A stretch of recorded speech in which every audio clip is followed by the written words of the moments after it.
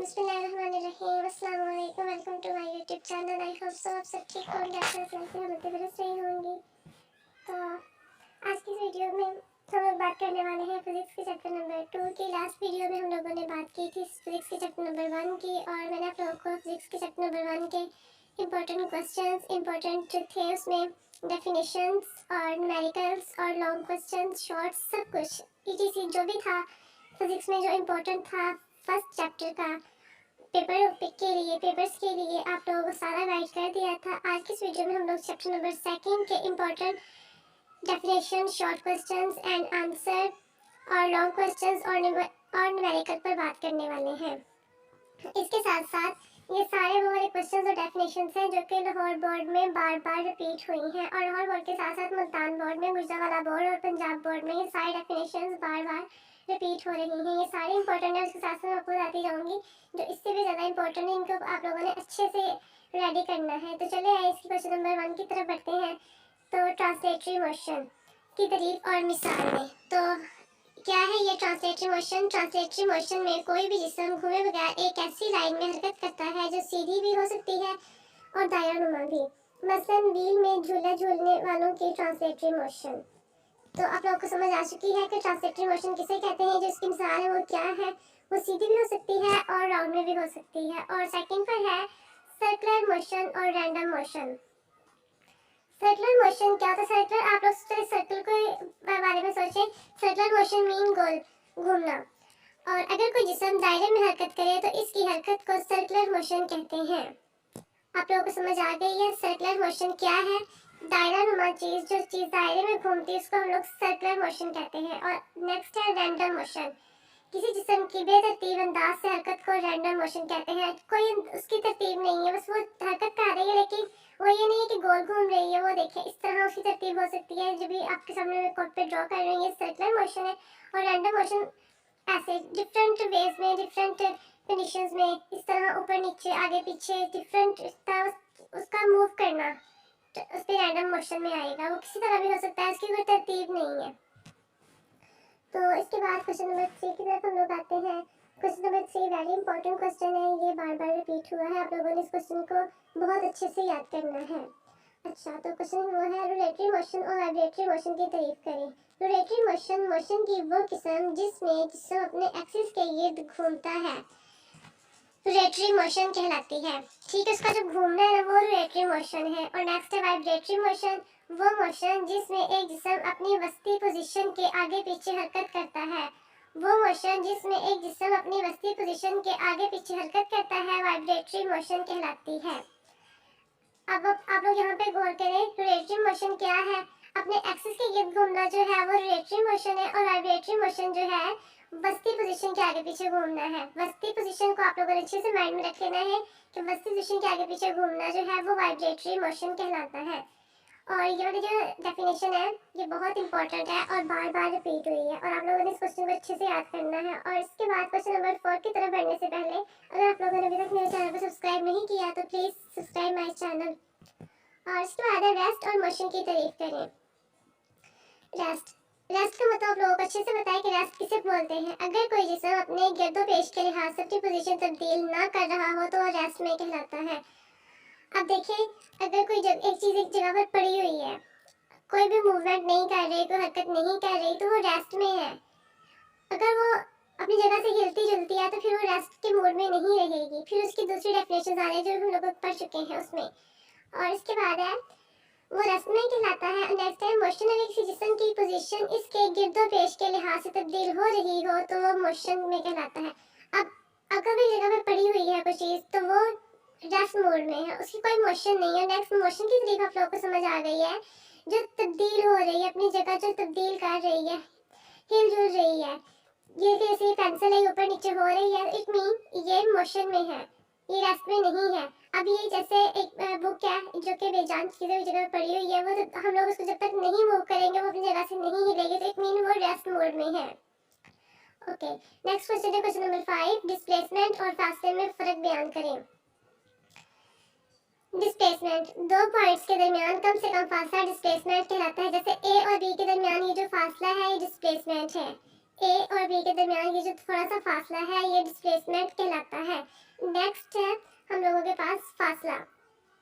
दो पॉइंट्स के दरमियान रास्ते की लंबाई इनके दरमियान फासला कहलाती है। आप लोगों ने इस बात को अच्छे तरीके से याद कर लेना है। ये क्वेश्चन भी काफ़ी टाइम रिपीट हुआ है और ये बहुत इंपॉर्टेंट क्वेश्चन है। आप लोगों ने इस क्वेश्चन के ऊपर इंपॉर्टेंट लिख लेना है ताकि आप लोगों को याद रहे कि इसको हम लोगों ने अच्छे से याद करना है। मैं दोबारा से फासले की डेफिनेशन रिपीट कर देती हूँ। वो पॉइंट्स के दरमियान, दो पॉइंट्स के दरमियान रास्ते की लंबाई इनके दरमियान फासला कहलाती है। तो यहाँ पे देखें एक हमारे पास ए सेट है, दूसरी सेट है बी। ए एक्स वाई और बी एक्स वाई। अब जो ए से बी के दरमियान का डिस्टेंस है ये है फासला।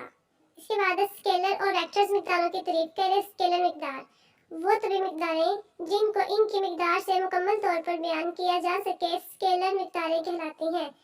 क्या यहाँ पे गौर कीजिएगा। यहाँ पे उन्होंने बोला है कि जिनको इनकी मिकदार से मुकम्मल तौर पर बयान किया जा सके वो तभी मिकदारें जिनको इनकी मिकदार से मुकम्मल तौर पर बयान किया जा सके। किससे हम लोगों ने इसकी मिकदार से इन लोगों को मुकम्मल तौर पर बयान कर सकते हैं ना, तो वो स्केलर मिकदारें हैं। और वेक्टर्स मिकदारें क्या हैं, वो तभी मिकदारें जिनको मुकम्मल तौर पर बयान करने के लिए इनकी मिकदार के साथ साथ सिमत भी ज़रूरत हो। अच्छा, आप लोग यहाँ पे देखें कि तो बच्चों यहाँ पर इस बात को हम लोगों ने समझना वो ये है कि स्केलर मिकदार को जो है हम लोगों ने उसके साथ इसकी मिकदार के साथ उसको करना है तो वो स्केलर मिकदार बन जाएगी और यहाँ पर हम लोगों को सिमत की भी नीड होगी। तो इसके बाद हम लोग क्वेश्चन नंबर 7 की तरफ बढ़ते हैं। किसी जिस्म की पोजीशन मिसाल देकर बयान करें। किसी जगह या पॉइंट का किसी मखसूस मकाम या रेफरेंस पॉइंट से फासला और सिमत इस जगह की पोजीशन कहलाती है।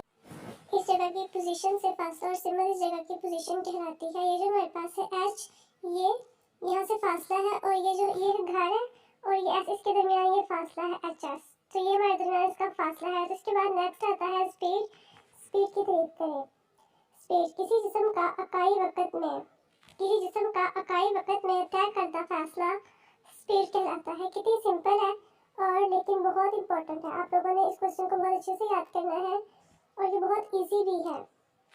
अच्छा, इसके अलावा क्वेश्चन नंबर 9 है एक्सेलरेशन की तारीफ करें और इसका SI यूनिट तहरीर करें। वेलोसिटी में तब्दीली की शरह को एक्सेलरेशन कहते हैं। वेलोसिटी में तब्दीली की शरह को एक्सेलरेशन कहते हैं। A = VF - V1 out of T।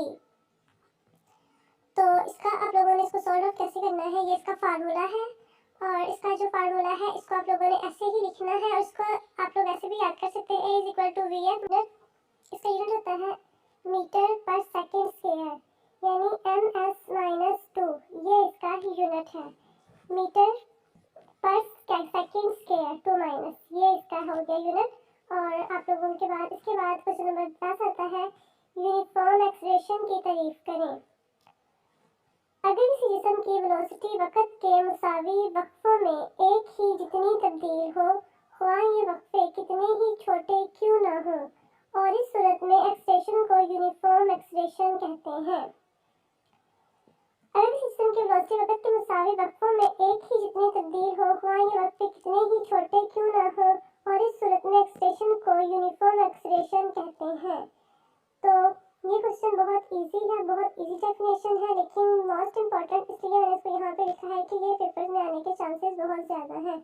इसके बाद क्वेश्चन है पॉजिटिव और नेगेटिव एक्सेलरेशन से क्या मुराद है। तो पॉजिटिव एक्सेलरेशन किसी जिस्म का एक्सेलरेशन पॉजिटिव होता है अगर वक्त के साथ इसकी वेलोसिटी बढ़ रही हो।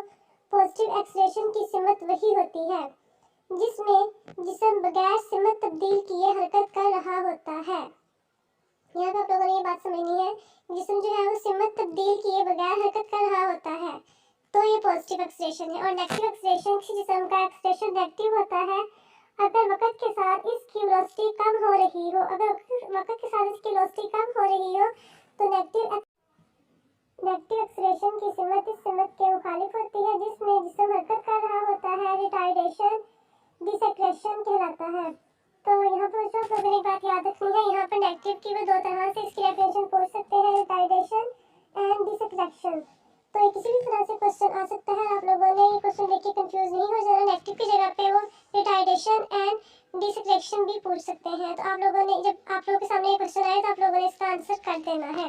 तो चलिए इसके बाद हम लोग नेक्स्ट क्वेश्चन की तरफ बढ़ते हैं। वेलोसिटी की तारीफ इसका यूनिट तहरीर करें। अच्छा, किसी जिस्म की वक्त के लिहाज से डिस्प्लेसमेंट में तब्दीली की शरह को वेलोसिटी कहते हैं। Unit M metre second -1 ms-1 इसका जो है वो यूनिट है। क्वेश्चन नंबर 13 है मोशन की मसावातों के नाम लिखें। तो यहाँ पर VF is equal to VI plus AT, ये इसकी पहली है एग्जाम्पल। और सेकंड में इसकी दूसरी देखें, S is equal to VIT plus 1/2 AT square. इसके बाद जो तीसरी है वो ये है ZAS is equal to VF square minus V1 square.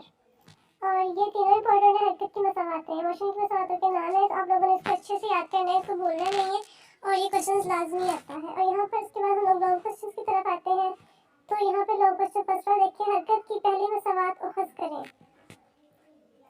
और ये वाला पहली मसावात अखज़ करें, सेकंड पर हरकत की दूसरी मसावात अखज़ करें, थर्ड पर हरकत की तीसरी मसावात अखज़ करें। तीनों क्वेश्चन बहुत इंपॉर्टेंट है, आप उनको लाजमी करना है। इसके बाद यहाँ पर हम लोग आ जाते हैं क्वेश्चन नंबर 4 की तरफ। क्वेश्चन नंबर 4 है मोशन की तारीफ करें और इसकी 3 मिसालें दें। 3 जो है इसकी अक़साम बयान करनी है। और इसके बाद न्यूमेरिकल्स है, मिसाल नंबर 2.3, मिसाल नंबर 2.5 और जो है इसके जो है मुश्किल सवाल जिसमें मशकों में एक्सरसाइजें बताई गई हैं। न्यूमेरिकल्स 2.1, 2.2, 2.6 ये आप लोगों ने लाजमी करने हैं। मिसाल नंबर 2 जो 2.3 और मिसाल 2.5 ये जो है दो न्यूमेरिकल ये चैप्टर में से आए हैं। और ये जो लास्ट एक्सरसाइज है उसमें से ये तीनों इंपॉर्टेंट है। और जो दो ऊपर वाले वो जो चैप्टर में से लिए वो भी इंपॉर्टेंट है और ये तीन भी इंपॉर्टेंट है। आज की वीडियो में इतना ही। इंशाल्लाह आपसे नई वीडियो में मुलाकात होगी चैप्टर नंबर 3 के साथ। लोगों से ख्याल रखिए और याद रखिए। अल्लाह हाफिज़ एंड टेक केयर।